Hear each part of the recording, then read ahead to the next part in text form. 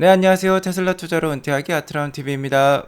오늘 테슬라 주가가 5.5% 정도 올랐습니다. 갈수록 흥미진진해지는 미국 시장이고 테슬라 주식인 것 같아요. 자, 이런 상황에서 테슬라가 첫 자율주행차로 로보밴을 출시할 수도 있다는 얘기가 나오고 있습니다. 일론 머스크도 이런 얘기를 하고 있어요. 자, 오늘 이것에 대해서 집중적으로 알아보겠고요. 오늘 테슬라 주가가 왜 이렇게 많이 올랐을까요? 그 이유에 대해서도 얘기를 해보도록 하겠습니다. 자, 트위터 딜이 무산이 될 수도 있다고 해요. 이것에 대해서도 오늘 자세히 알아보겠고요. 테슬라 직원들이 지금까지 몇 명이나 떠났을까요? 그들은 또 어디로 갔을까요? 한번 알아보도록 하겠습니다. 자, 오늘 미국장 흐름부터 살펴보고 가도록 할게요. 자, 오늘 미국장이 전반적으로 많이 올랐습니다. 장 초반부터요, 좋은 상승률을 보여주었습니다. 오늘 뭐 미국 국채 금리도 상승을 했고요. 유가도 일부 다소 올랐어요. 그렇게 시장이 뭐 좋은 환경이라고 할 수 없는 상황에서도 주가가 오늘 잘 올랐다라고 볼 수 있을 것 같고요. 우리 시각으로 오늘 밤 뭐 9시 이후에나 고용 보고서가 발표될 예정인데요. 자, 이 발표를 앞두고도 일제히 강세를 보여주었고요. 한 가지 오늘 강세 이유를 붙일 만한 것이 미국의 무역 적자가 2달 연속 감소를 했다는 겁니다. 5월달 무역 수지 적자율이 발표가 되었는데 855억 달러로서 전월 대비 1.3% 감소하는 모습을 보여주었어요.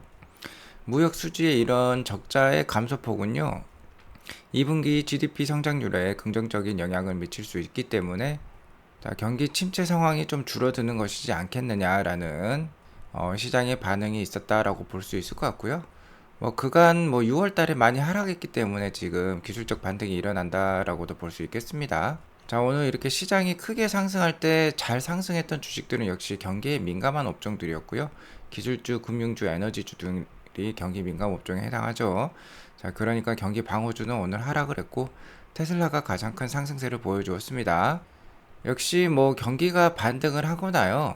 시장이 반등을 할 때 가장 크게 올라가는 주식들은 뭐 기술주들이겠죠.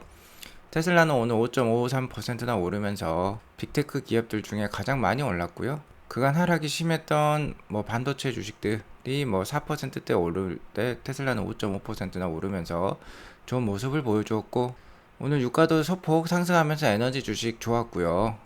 금융주는 어제 좀 빠졌었는데 오늘 금리가 살짝 오르면서 금융주도 오늘 좋은 모습 보여주었습니다. 다만 그간 뭐 주도주라고 할 수 있었겠죠. 경기 방어주들, 여기 뭐 컨슈머 디펜시브, 그리고 이쪽 부분의 통신주, 그리고 헬스케어 주식들 오늘은 좀 안 좋은 모습을 보여주었습니다. 자, 오늘 시장 상승에 좀 보탰던 그런 지수라고 할 수 있을까요? 자, 그러한 수치는요, 바로 미국 무역 수지 적자 폭의 2달 연속 감소에 있겠습니다. 미국은 소비의 국가이죠. 미국에서 소비를 해줘야지 전반적으로 글로벌 경기가 잘 돌아간다라고 볼 수 있겠습니다. 그래서 미국은 자, 무역 수지가 항상 이렇게 적자입니다. 여기 제로가 보이시죠? 다 이렇게 마이너스 값을 가지고 있어요. 7월 달에는 5월 달 수치가 발표가 됩니다. 아무래도 무역 수지와 관련된 내용들은 여러 가지 통계 수치를 취합을 하고 조사를 해야 되기 때문에 시간이 더 오래 걸리는 것 같습니다.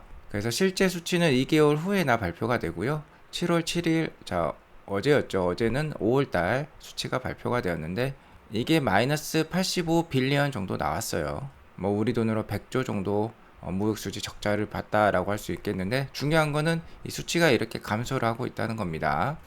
3월달 값이 마이너스 109 빌리언 정도로 가장 큰 적자폭을 보여주는데 계속해서 2개월 연속 감소를 하고 있다는 것이고요. 자, 이러한 감소는 GDP 성장률의 증가 요인이라고 할 수 있겠습니다.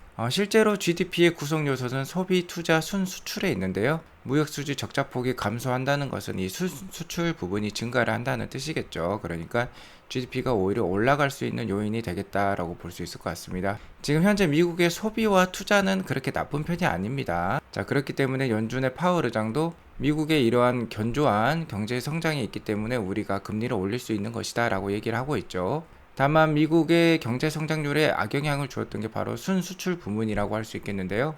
이렇게 무역수지 적자폭이 감소를 하면 GDP 성장률이 증가할 수도 있겠다. 현재 애틀란타 연은의 GDP 나우에 의하면은 2분기 GDP 증가율 예상치가 마이너스 2.1%였어요. 좀 안 좋은 모습인데 이게 좀 줄어들 수도 있겠다라고 볼 수 있을 것 같습니다. 자, 그렇기 때문에 오늘 시장 상승에 어느 정도 힘을 보탰다라고 볼 수 있을 것 같고요. 금일은 고용 보고서 발표 날입니다. 오늘 저녁에 일단 발표가 될 건데요, 우리 시각으로. 지금 미국의 실업률은 상당히 좋은 상황이에요. 지금 3.6%밖에 보여주지 않고 있습니다. 자, 오늘 실업률 수치도 나올 건데 실업률 수치는 계속해서 좀 낮게 나올 것 같아요. 계속해서 미국 뉴스에 따르면 인력이 모자라다라는 뉴스들이 계속해서 나오고 있죠. 사람은 계속 필요한 것 같습니다. 그래서 아무래도 실업률은 계속해서 낮게 나올 것 같습니다. 자, 오늘 나스닥이 2.28% 오르면서 11,621포인트를 보여주었는데요. 나스닥 일봉 차트를 보면 지금 50일 평균선에 지금 닿은 상황입니다. 자, 어느 정도 하락 추세선의 상단에 지금 닿았기 때문에 좀 저항을 보일 수도 있을 것 같아요. 자, 하지만 지금 나스닥이 4일 연속 상승하는 좋은 모습을 보여주었기 때문에 한번 지속되는 반등 한번 기대해 봐도 좋을 것 같고요. 다만 항상 보수적인 투자, 가격이 낮아질수록 더 많이 사는 그런 분할 매수를 제가 추천을 해드리고 있죠. 10,000포인트까지도 항상 열어두시고 투자를 하시면 좋겠고 7월달은 다이나믹 할 거라고 했습니다. 7월에도 연준의 자이언트 스텝의 금리 인상이 있을 수 있기 때문에 한 차례 큰 하락이 나올 수도 있으니까 항상 염두에 두시기 바라겠고요. 테슬라의 일봉 차트를 보면 테슬라는 오늘 5.53%나 올랐는데요. 자, 단기 추세선의 저항선에 닿을 것 같은 상황입니다. 현재 뭐 한 4일 연속 상승하면서 좋은 모습을 보여주었는데 아무래도 750에서 760불 사이에는 지금 단기적인 저항선이 있기 때문에 자, 저항을 맞고 또 하락할 수도 있다는 거 염두에 두시기 바라겠고요. 7월 달에는 좀 작은 박스권을 보일 가능성도 높은데요. 다만 이렇게 하방에 저점들이 계속 높아가는 추세입니다. 올라가는 추세이기 때문에 그래도 움직임은 나쁘지 않다라고 볼 수 있을 것 같습니다. 아무튼 연준의 자이언트 스텝에 해당하는 금리 인상과 같은 매크로 상황이 또 한 번 테슬라 주가에 7월달에 악영향을 줄 수 있기 때문에 7월달은 그래도 조심할 필요가 있겠다라고 말씀을 드리겠고요. 최근 미국의 유가가 갤런당 6불을 넘는 지역이 많아졌던 상황인데요. 자, 어떤 지역은 다시 3.99불까지, 그러니까 자, 앞자리가 3이 다시 왔다는 겁니다. 이런 지역이 있다고 해요. 특히 보니까 조지아 댈러스 같은 경우에 코스트코에서는 지금 3.99불에 팔고 있다라고 하고 있습니다. 휘발유 가격이. 자, 어느 정도 인플레이션이 좀 완화되는 모습인 것 같아요. 이게 언제까지 지속이 될지 모르겠지만 아무래도 하반기 들면은 러시아 우크라이나 전쟁이 좀 잦아들 수도 있고요. 11월 8일에 미국의 중간 선거도 있기 때문에 아무래도 인플레이션이 완화될 가능성이 높아 보입니다. 자, 그렇게 되면 하반기에 미국 증시라든지 테슬라 주가도 좀 강세를 보일 수 있는 환경이 조성이 될 수도 있겠다라고 보고 있고요. 오늘은 중소형 성장주들, 중소형 기술주들이 상당히 많이 올랐어요. 아크펀드가 밀고 있는 텔라닥 같은 주식도 8.79%나 올랐고 루시드, 리비안도 오늘 6% 넘는 좋은 상승을 보여주었습니다. 보시면 아크펀드도 6.53%나 오늘 상승을 했고요. 자, 이러한 상황들을 봤을 때 역시나 경기가 어느 정도 반등을 하고 물가 상승이 좀 완화가 되는 모습을 보이면 역시 중소형 성장주들이 가장 빠르게 올라간다는 겁니다. 테슬라는 대형 성장주임에도 불구하고 5.53%나 올랐어요. 테슬라는 몸집이 크니까 우리가 많은 자산을 투자할 수도 있는 주식이라고 할 수 있는데 이렇게 중소형 성장주들이랑 움직임을 같이 하고 있다는 거는 역시 올라갈 때 가장 크게 올라갈 수 있으니까 개인 투자자들에게 아주 좋은 투자 자산이라고 할 수 있을 것 같습니다. 아무튼 앞으로 있을 미국 증시의 반등과 경기 반등 등에 기대를 할 수 있다면 역시 테슬라 투자는 계속 이어가셔야 되겠다라고 저는 생각을 하고 있습니다. 자, 오늘 테슬라 관련 뉴스 몇 가지를 전달해 드리자면요. 테슬라가 로보밴을 만들 수도 있다라고 얘기가 나오고 있습니다. 밴 차량은 카니발이나 스타렉스 같이 짐이라든지 사람을 많이 수용할 수 있는 그런 차량이라고 보시면 될 것 같습니다. 이렇게 박스형의 차가 바로 밴이라고 할 수 있는데 테슬라는 역시 자율주행을 이 밴에 넣어가지고 로보밴을 만들 수도 있다는 것이죠. 일론 머스크가 오늘 트위터에 이런 글을 남겼어요. 테슬라가 로보밴을 만들 필요가 있겠느냐라고 물어보았습니다. 그러자 테슬라 오너 실리콘밸리, 그러니까 테슬라의 추종 세력이죠. 우리는 모델 X보다 더 큰 사이즈를 원한다라고 얘기를 하고 있습니다. 자, 가능할까요? 라고 물어보니까 일론 머스크가 이러한 윙크를 했습니다. 이거는 긍정의 신호겠죠. 만든다라는 뜻이겠죠. 자, 여기에 덧붙여서 일론 머스크는 또 이런 얘기까지 하고 있어요. 자, 로보벤 같은 경우는, 그러니까 벤 같은 경우는 지붕이 승용차보다 훨씬 넓습니다. 넓기 때문에 솔라 패널 같은 거를 달아줄 수 있겠느냐라고 물어보았어요. 자, 그러니까 당연히 뭐 필요하다라고 얘기를 하고 있습니다. 여기에 덧붙여서 벤 같은 경우는 승용차보다도 지붕이 넓기 때문에 훨씬 더 넓은 솔라 패널을 달 수 있고, 우리가 이렇게 자 확장형 솔라 패널을 달게 되면은 더욱더 많은 전력을 생산할 수 있을 것이다 라고 얘기를 하고 있습니다. 자, 그리고 로보벤 같은 경우는 이런 벤 모양 같은 경우는 캠핑카로도 많이 쓰죠. 자, 여기에서 숙식을 해결하는 미국인들도 상당히 많습니다. 미국은 땅덩어리가 넓기 때문에 사람들이 캠핑카를 타고 여행을 많이 떠나는 편이죠. 그러면 이렇게 캠핑카 지붕에 솔라 패널을 넓게 이렇게 트리플 형태, 그러니까 3배 형태로 넓어지는 솔라 패널을 달 수 있으면 바로 이게 자체 어닝이 되는 거죠. 바로 타프가 되기 때문에 이 밑에서 편하게 쉴 수도 있고 캠핑을 즐길 수도 있다는 겁니다. 자, 뭐 일타쌍피라고 할 수도 있겠죠. 일석이조의 효과를 가져갈 수도 있겠다라고 얘기를 일론 머스크가 직접 하고 있습니다. 자, 이렇게까지 얘기하는 거 보면 정말 로보벤을 만들어내는데 진심인 것 같아요. 실제로 테슬라는 2020년부터 보링 컴퍼니와 함께 로보벤 개발을 진행 중에 있다고 합니다. 보링 컴퍼니는 지하 터널을 만드는 회사죠. 이미 라스베가스에 지하 터널을 개통을 해서 정체 구간, 도심의 정체 구간에서도 신속하게 이동할 수 있는 그런 역량을 보여주고 있습니다.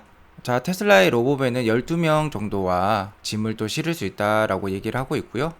일론 머스크에 따르면 2024년에 테슬라의 자율주행 전용 차량을 출시하겠다라고 얘기를 하고 있는데요. 자율주행 전용 차는 역시 소프트웨어적인 수입이 많기 때문에 차량 자체가 비쌀 필요가 없습니다. 그래서 아마 이게 25,000불짜리 차량, 그러니까 가칭 모델 2가 되지 않겠느냐, 이 모델이죠. 바로 이게 될 거라는 말이 많았었는데, 자, 로보벤이 먼저 출시할 수도 있을 것 같아요. 자, 로보벤이 출시하면 사이버 트럭에 기반을 두고 같은 플랫폼을 활용한다라고 얘기가 나오고 있기 때문에 이렇게 사이버 트럭의 모양과 비슷하겠죠. 아무튼 2024년에 그 윤곽이 드러날 것 같은데요.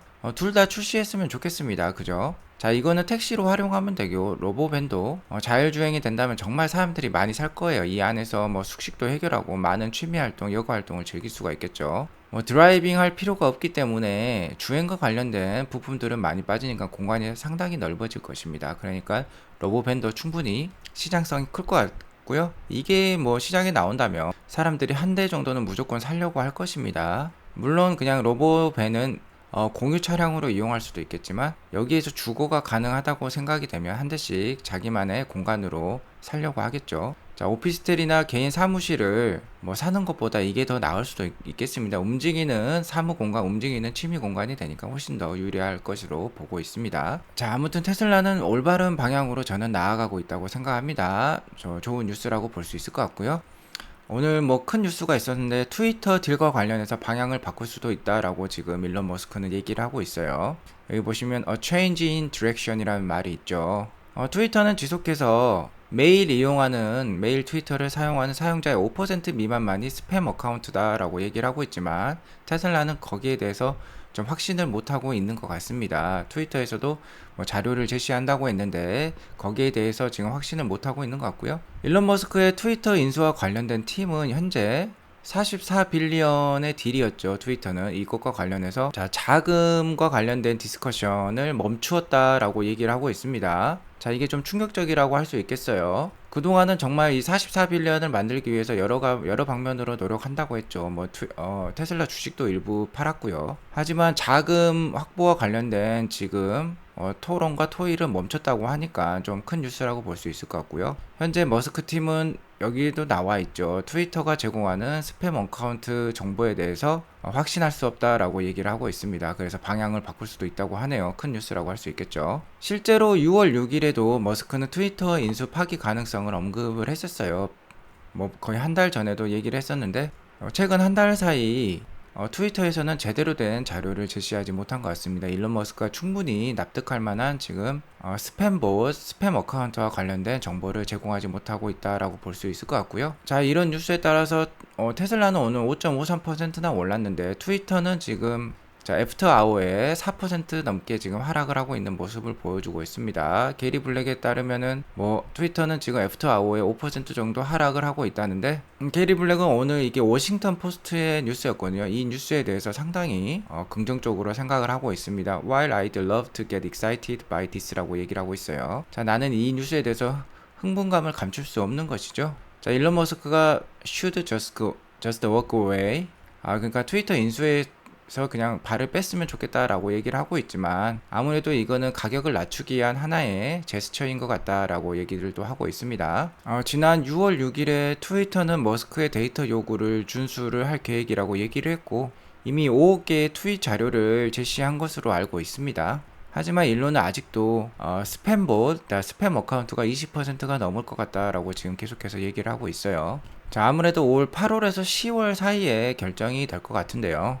인수를 하던 인수를 안 하던 트위터 딜이 끝나게 되면 테슬라 주가에는 상당히 좋은 호재로 작용할 수 있다라고 볼 수 있을 것 같습니다. 더 이상 트위터 인수에 따른 포드들이 이제 작용을 하지 않게 되는 것이고요. 일론 머스크는 분명히 얘기했었죠. 트위터 딜과 관련돼서 테슬라 주식을 더 이상 팔지는 않겠다라고 얘기를 했기 때문에 트위터 딜이 끝나게 되면 일단 테슬라 주식과 관련된 하방 압력은 크게 줄어들 것이다 라고 볼 수 있을 것 같습니다. 자, 오늘 마지막 뉴스로요. 일론 머스크가 테슬라 직원의 10% 정도를 감축하겠다, 자르겠다 라고 얘기를 했었고, 특히 관리직 사원들을 많이 자르겠다라고 했었는데, 자, 2022년 2분기에만 450명이 테슬라를 떠났다고 합니다. 자, 이분들이 다 어디로 갔을까요? 링크드인에 따르면은 자, 대부분 전기차 회사라든지 빅테크 회사로 많이 옮긴 것으로 보입니다. 아무래도 잘 나가는 테슬라 회사에 노하우를 얻고자 하겠죠. 이런 회사들은. 그렇기 때문에 지금 한 450여 명이 떠난 것을 보면요. 리비안으로 가장 많이 떠났네요. 56명, 애플이 51명, 아마존 51명, 루시드 34명, 구글 29명, 메타 25명, 마이크로소프트 23명. 자, 이렇게 빅테크랑 전기차 위주로 일단은 많이 간 것으로 보이고요. 다만 여기서 알 수 있는 점은 포드랑 제너럴 모터스 이런 쪽으로는 사람들이 많이 가지 않았나요? 자, 이런 거 보면 역시 테슬라는 빅테크 기업, 테크 기업에 더 가깝다는 거를 확인할 수 있겠고요. 최근에 테슬라에서 자른 인원들을 보면은 자율주행 라벨링과 관련된 인원들이 많았습니다. 자율주행의 라벨링 인원들은 자율주행의 핵심 기술과는 거리가 있다고 보고요. AI가 자율주행 데이터를 좀 더 잘 인식할 수 있도록 편집하고 수정하는 일을 하는 게 라벨링이라고 할 수 있는데, 어느 정도 노가다에 가까운 그런 작업이라고도 볼 수 있겠죠. 자, 그렇기 때문에 테슬라 핵심 기술이 유출된 거라고는 볼 수 없을 것 같고요. 그리고 최근 테슬라에서 자른 직원들은 테슬라의 조직 문화, 팀 문화, 그리고 스타트업 기업의 문화를 좀 해칠 수도 있는 인력들을 많이 자른 것으로 알고 있습니다. 자, 그렇기 때문에 테슬라에 그렇게 큰 악영향은 없다라고 볼 수 있을 것 같아요. 현재 블룸버그에서 예상하는 테슬라의 2022년 EPS는 11.64불 정도가 됩니다. 하지만 테슬라의 주가는 지금 여기에 위치하고 있죠. EPS는 여기에 있는데, 자, 엄청난 괴리감을 보이고 있습니다. 지금 같은 상황에 테슬라 주식을 신압으로 모아 가셔야 되는 게 맞습니다.